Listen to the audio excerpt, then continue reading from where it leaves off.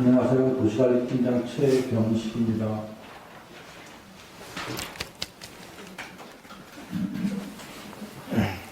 코로나19로 힘든 시기에도 주민 참여도 워크숍에 참석해 주신 여러분께 진심으로 감사드립니다. 오늘은 성동구에서 추진하고 있는 왕신리 행당 지역생활권 실행계획안을 설명드리고 다양한 주민의 의견을 수렴하고자 자리를 마련했습니다. 회의 시작에 앞서 진행 순서를 간략하게 안내드리겠습니다. 왕신리 행당 지역생활권 실행계획 설명을 드리고 질의응답 시간을 갖고 주민 참여자 의견서를 작성한 후에 워크숍을 마치도록 하겠습니다. 원활한 회의를 진행을 위해 소지하고 계신 휴대폰은 진동으로 해주시거나 전원을 잠시 꺼주시면 감사하겠습니다. 그럼 왕신리 행당 지역생활권 실행계획 주민 참여단 회의를 시작하도록 하겠습니다. 용역사에서 왕신리 행당 지역생활권 실행계획을 설명해 주겠습니다.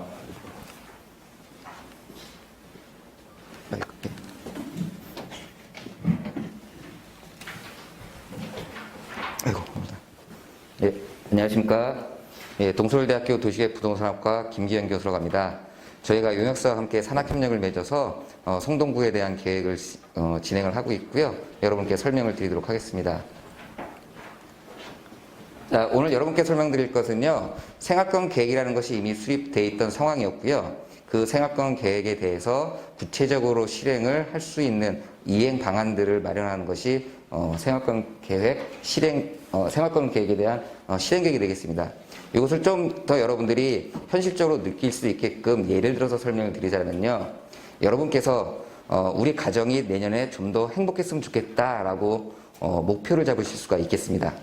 그러면 그러한 목표에 대해서 그럼 우리는 가족들은 내년에 여행을 좀 다녀보자 라는 전략을 수립할 수가 있겠죠.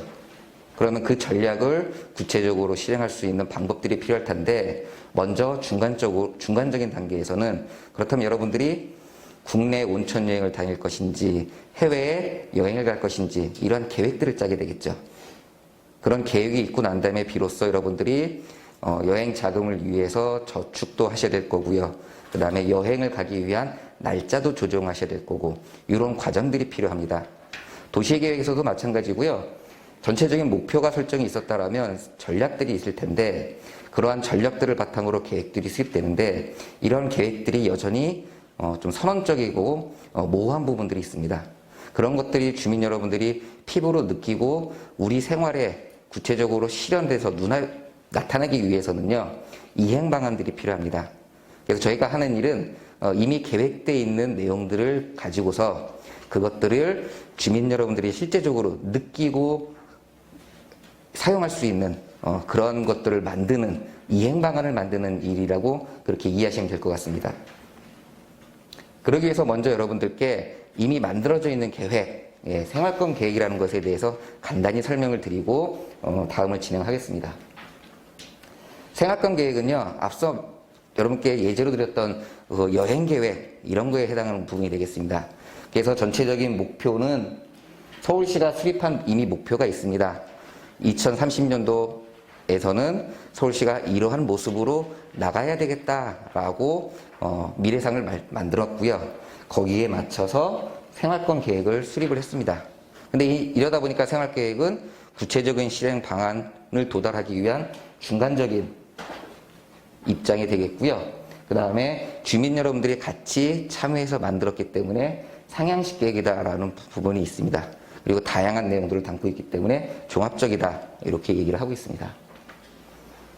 그래서 전체적으로 서울시가 2030년도에 이렇게 서울을 발전시켜야지 라는 내용이 있었는데, 거기에 맞춰서 지역별 계획들을 수립하기 위해서 크게 5가지의 권역을 나눴고요. 그 권역들을 또 세부적으로 잘게 나누어서 116개 지역 생활권으로 구별을 했습니다. 그리고 권역과 지역 생활권별로 발전 구상을 수립하고, 그 다음에 이것들이 실제적인 우리 현상, 공간적으로 어떻게 잘 배분이 되고 나타날 것이냐라는 공간 관리 지침도 수립을 해놨습니다. 그래서 계획책은 먼저 목표와 전략이 나와 있는 발전 구상 부분이 있고요. 그 다음에 중심지에 대한 여러 가지 육성 방안을 담는 내용, 그리고 생활 서비스 시설들을 이루는 이런 것들이 합쳐져 있는 공간관리 지침, 이렇게 분류되어 있다라고 이해를 하시면 되겠습니다. 자, 그러면은 구체적인 실행 방안을 마련하는 생활권 계획 실행 방안이라는 것이 무엇인지를 잠깐 설명을 드리도록 하겠습니다.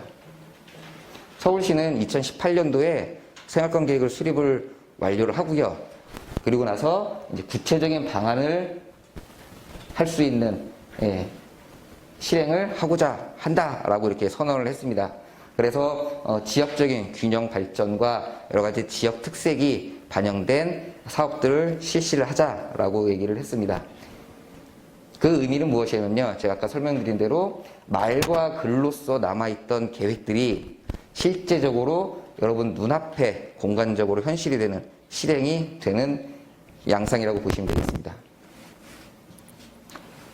이런 실행 방안은요, 크게 세 가지로 나눌 수가 있습니다. 먼저 왕십리역과 같은 어떤 지역의 거점 지역을 대상으로 좀 더 발전시키고 육성을 하자라는 의미의 중심지 발전 관리 계획이 있고요. 그 다음에 이제 여러분들이 주로 많이 이용하시는 뭐 공원, 도서관, 복지시설, 이런 것들이 부족한지 충분한지 이런 것들을 분석하고 부족하다면 더 늘리기 위한 계획을 수립하는 생활 서비스 확충 시설 부분이 있습니다. 그 다음에 마지막으로 지역들별로 다 특색이 있습니다. 어디는 역사가 좀 고유한 곳이 있고요. 문화가 독특한 곳이 있고, 아니면 자연공간이 우수한 곳이 있고, 이런 것들, 지역의 특성들을 반영을 한 지역 맞춤형 사업, 이렇게 세 가지로 구별을 할 수가 있겠습니다. 그 다음에 이제 이 생활권 실행 계획은요, 주민 여러분의 참여가 중요합니다. 앞서 말씀드렸듯이 전체적으로 기존에는 뭐 관 위주의 계획들이 많고 관주도 사업이 많았지만, 이 실행 계획은요, 주민 여러분과 함께 다양한 전문가들이 참여를 해서 거버넌스라는 것을 구축을 합니다. 그래서 관만의 내용이 아니고요, 주민과 전문가들이 같이 의견을 주고 조율하고 논의를 하는 과정을 통해서 계획을 수립을 해 나가도록 하겠습니다. 그래서 단계를 말씀드리자면, 저희가 이미 그 여름 동안 여러 가지 조사와 분석들을 좀 실행을 했고요. 지금 현재 여러분들을 모시고 의견을 청취하고자 합니다.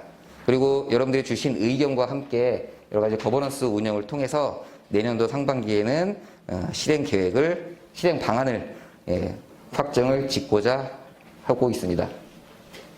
자, 여러분들이 의견을 주시기 위해서는 지금 먼저 그러니까 먼저 계획이 수립되어 있는 우리 왕십리 행당 지역에 대한 생활권 계획에 대해서 간단히 설명을 드리도록 하겠습니다.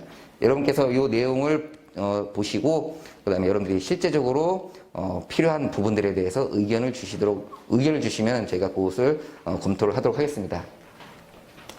먼저 왕십리 행당 지역은요, 전체로 봤을 때 서울시가 하나로 돼 있을 때 5개 권역으로 나눠져 있고요.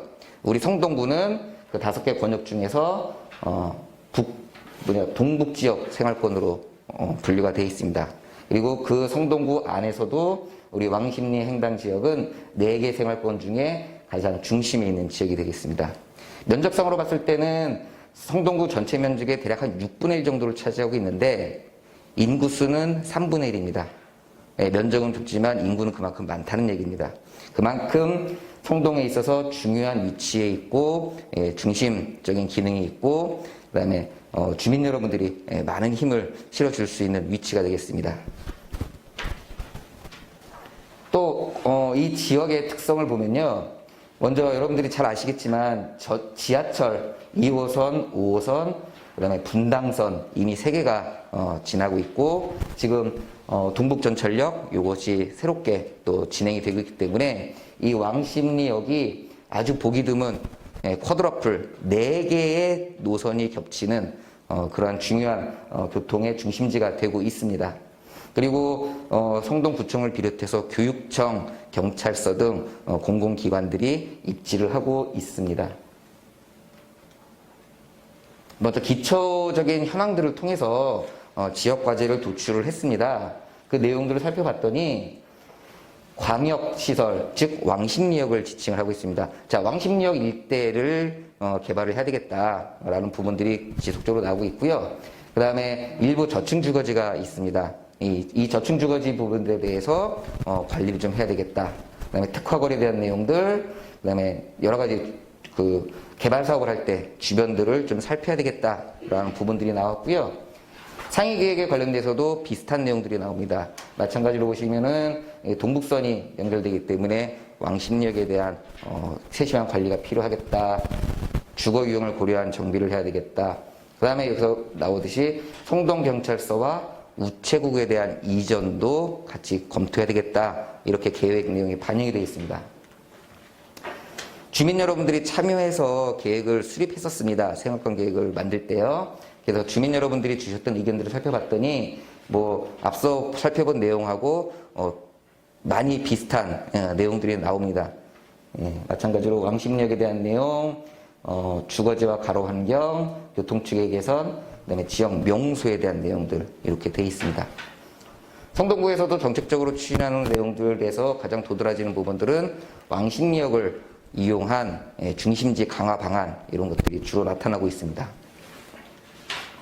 그래서 이런 앞서 살펴봤던 이런 어떤 주요한 이슈들을 가지고서 먼저 이 우리 왕십리 행당 지역에 대한 발전의 미래상 목표 이런 것들을 사통팔달 행정교육 문화의 중심지 이렇게 설정을 했습니다. 이런 미래상을 바탕으로 해서 4가지의 목표를 수립을 했고 4가지 목표에 맞춰서 8가지 전략을 마련을 했습니다. 목표와 전략에 대해서 간단히 살펴보면요. 첫 번째 목표는 지속적으로 얘기가 됐던 왕십리역 주변에 대한 중심지 육성 방안입니다.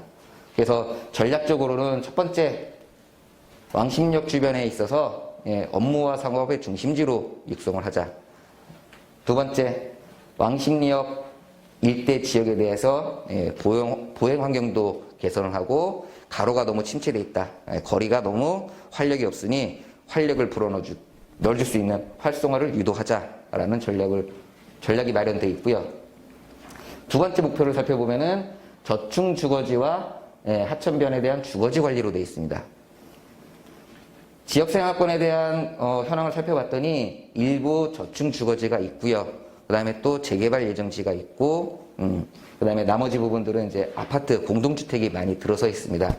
그래서 왕십리동, 응봉동 일대에 여기에 있는 주거지, 그러니까 낮은 주거지에 대해서 관리를 좀 해야 되겠다.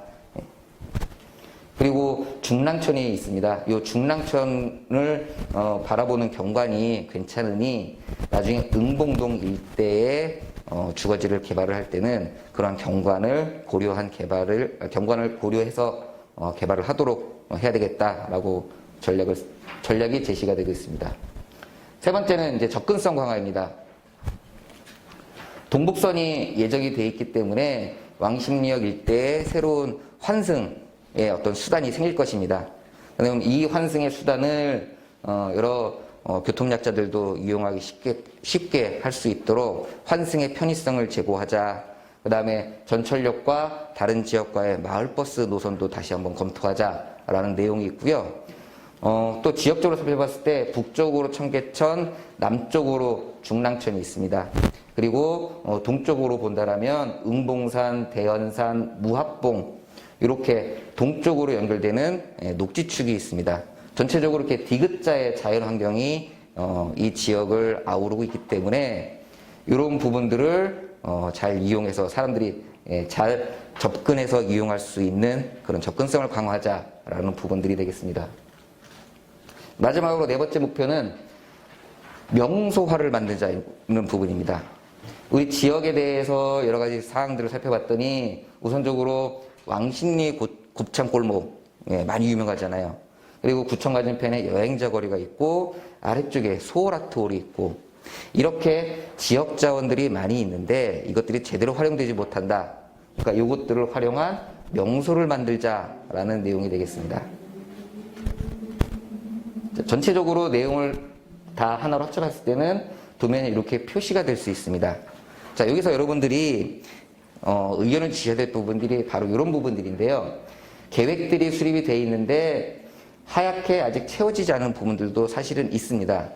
자, 여러분들이 앞서서 살펴본 이런 목표와 전략들을 추가적으로 말씀을 해주시기보다는 이런 기본적으로 나와 있던 계획들을 바탕으로 실제로 우리가 생활하는데 필요했던 부분, 뭔가 부족했던 부분, 이런 것들을 의견을 주시는 게 더 발전적인 내용이라고 볼 수 있습니다. 예를 들자면 지난번 회의 때 어떤 분께서 여기에 초등학교, 은봉초등학교가 하나 있는데 은봉초등학교 앞에 통학로가 너무 좁아서 학생들이 위험합니다, 불편합니다라는 의견을 주셨어요. 그럼 저희는 그것을 바탕으로 통학로를 어떻게 넓게 확보할 것인가, 아니면 학생들이 어떻게 하면 안전하게 갈 수 있을 것인가, 이런 것들을 저희가 고민하고 실행 방안을 마련하는 이런 일들을 진행을 할 것입니다. 또 다른 예를 하나 들자면 이렇습니다.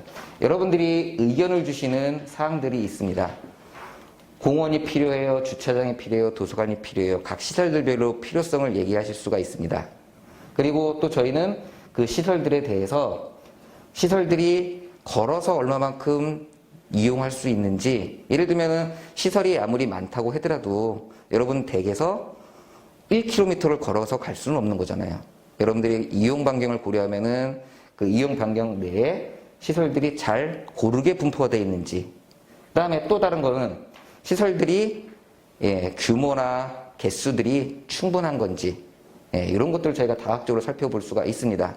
예시로 이렇게 살펴봤을 때 노인복지시설이 주민들이 요구하시는 순위에서 높았고, 그 다음에 여러분들이 보행으로서 이용할 수 있는 거리가 미치지 못하는 지역이 또 나타났고, 개수나 공간적인 시설적인 그 면적 면에서도 부족했고, 이런 시설들별로 다 분석해 봤을 때 노인복지시설들이 가장 우선적으로 주민들에게 필요한 시설이구나, 저희가 이렇게 분석을 할 수가 있겠습니다.